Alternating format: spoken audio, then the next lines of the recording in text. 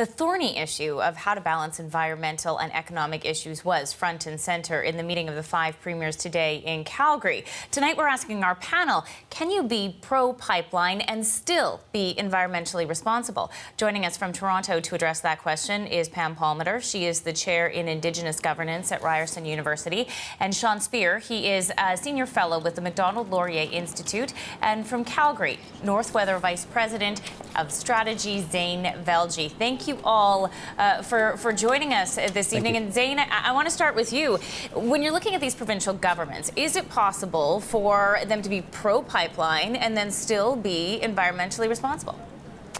It's a tough question, and I would say that if I was answering it a couple of years ago, the answer would have been sure, totally. It's a motto we've had for a long time, it's going on 2 decades in this country, that this is what we believe, right? We are the country that can do the balancing act. We've done it on several issues. Why not this one? But it's getting increasingly tougher. You know, I say this sitting here in Alberta right now, that the ongoing demand for climate action at a macro level has been at a higher sort of calling than ever before.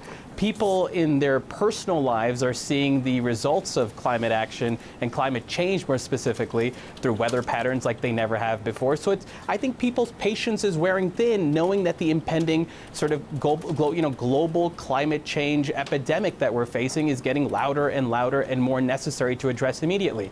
At the same time, however, the reason I say yes is because the hope is that at the end of building pipelines, at the end of building this critical infrastructure, there is tremendous opportunity on the flip side, which is not to say doubling down on oil and gas, but it's to say there's clean tech, there's clean energy opportunities that this knowledge and infrastructure and regulatory policy will have built as future upsides. So the reason I think progressive governments in this country, whether they be the former government here in Alberta or our federal government, have been not getting away but promoting this balance is that they know that to be able to get those clean tech or clean prosperity jobs, we have to invest in what's really, the energy of today. So I still feel like it's a yes for me on the balance of probabilities, but let me tell you this, I think people's patience will wear thin if this is the key philosophy we have, let's say 5 years from now.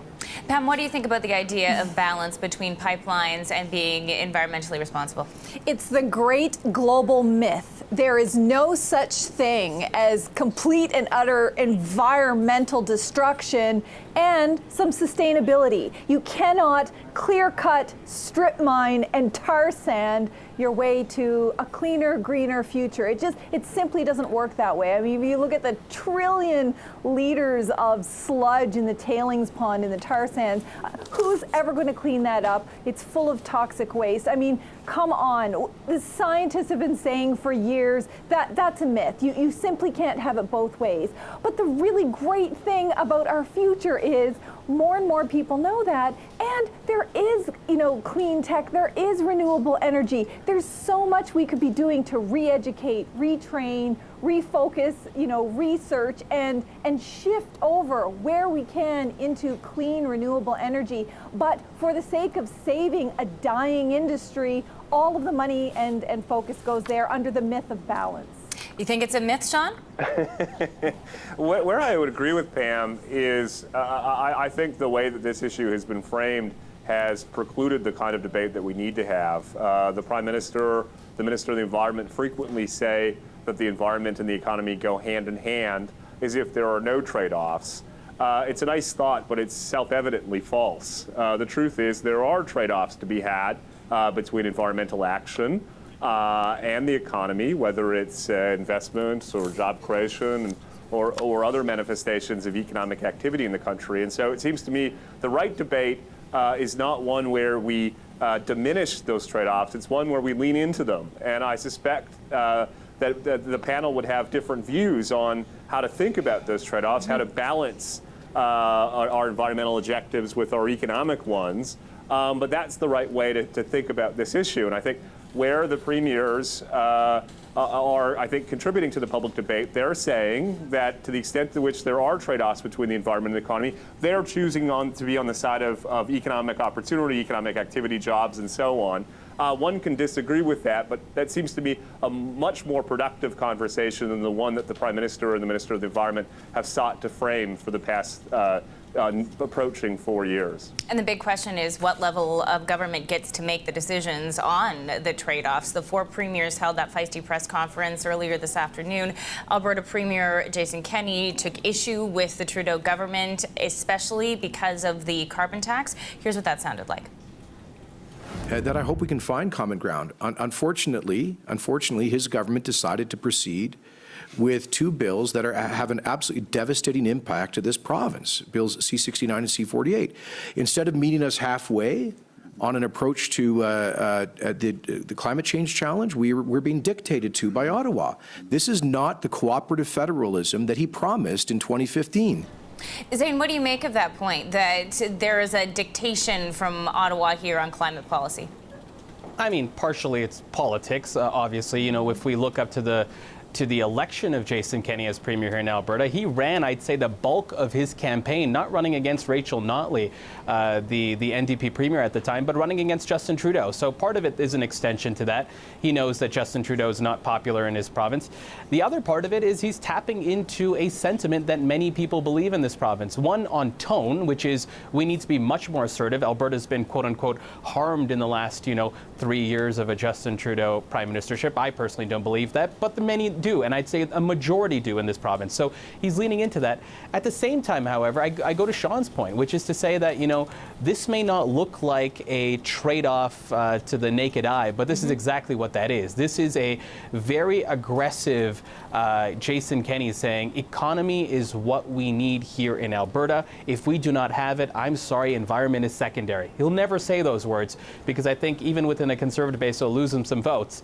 But that is ultimately the trade-off where he's making, which is to say, I'll go to any political lengths, even in this case, maybe knowing that he doesn't stand on very solid ground against Prime Minister Trudeau, saying that is the trade-off we're going to make. And I think inherently within that is the concern that I had initially, which is to say, if we treat this as a balanced system where, right now a conservative manifestation of that term, balancing environment and economy, means as long as the economy's good, then we can focus on environment. We're going to be net losers at the end of this thing. So I personally am kind of concerned with the tax, but I see just net politics being played by Jason Kenney on this.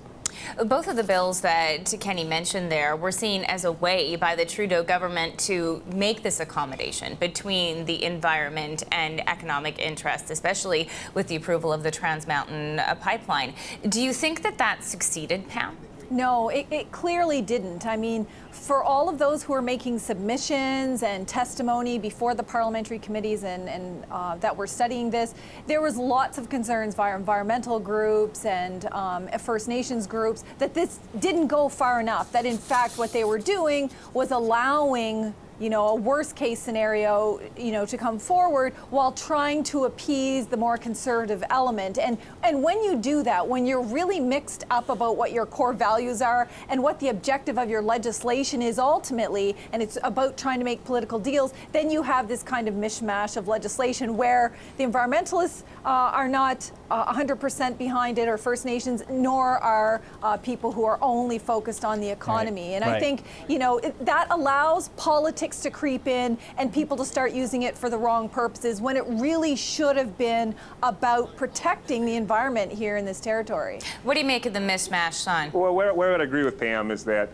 Mr. Trudeau's efforts to be half pregnant on this issue has not served him well, and it obviously hasn't served the interests of the environment nor our energy sector. If I could just make a point about C-69. I mentioned earlier that we really need to be focused on this question of the tensions between the environment and economy and where we're prepared to make these trade-offs. C-69 is a good example. One of the provisions in the bill, Lyndsay, requires that prospective energy projects are internalize the emissions costs, not just of extracting the resources, but throughout the economy. So in effect, we're asking the energy project to also bear the emissions of transportation use and individual consumption that stems from the project. It seems to me that's a good example of where I'm not prepared to accept those economic costs. Asking oil sands workers in Alberta to be responsible for energy consumption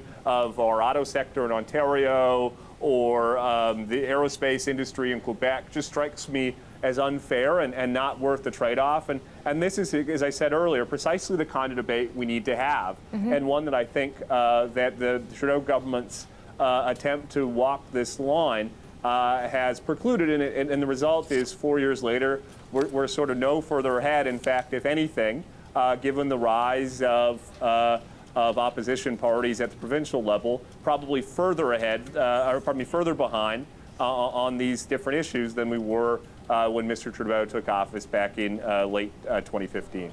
It was interesting to listen to the different tones of the premiers. Certainly, New Brunswick Premier Blaine Higgs had a different tone than Kenny. He was talking about the challenges of climate change, and he spoke about the idea of innovation needed to meet provincial emissions targets as opposed to taxes. I want you to listen to this. I like to say that, in this group here and in any group across the country, none of us are denying climate is changing dramatically in Canada and throughout the world. So, and every one of us are focused on meeting our emission targets. The only strategic difference here is that we believe that we can do so, and we are meeting those targets, but not through taxing people more, but through innovation, that energy pays for innovation. We believe we're in the middle of a transition economy here, where we need to work in order to invest and see innovation start to move us to the next generation. What do you make of that argument, Pam? No, it's the same old thing. They're clinging on to the myth that we've got this balance here, and we're just so close to this balance. And of course, there's no balance. And I mean, the parliamentary budget officer already said Canada's is going to miss its Paris Agreement targets by a huge margin. That in order to reduce the emissions, you'd literally have to leave all of the tar sands where it is. And so people are grasping at, if they would just let us do innovation, we wouldn't need the carbon tax. Well, where is all the innovation? And that's the problem. The one thing that Trudeau has right on the carbon tax, is the fact that if you wait for all of these Conservative premiers to agree, it will never happen, because it will always be the economy over human rights, First Nations rights, and environmental protection. So it would be wrong for him to wait. And as a national government, he has to take this climate change emergency properly. It's just, he's not doing it with enough force. He's not doing it with all the partners that would ordinarily work with him. And it allows this myth, well, if we just have innovation, we'll be able to do what we've always done. And we cannot do what we've always done. The science says it's impossible. Lyndsay, can I jump in here as well, Lyndsay? Yeah. I think, listen, I agree with the Premier. Innovation is part of it. But if we look at the elemental sort of level of, okay, how do we get to innovation?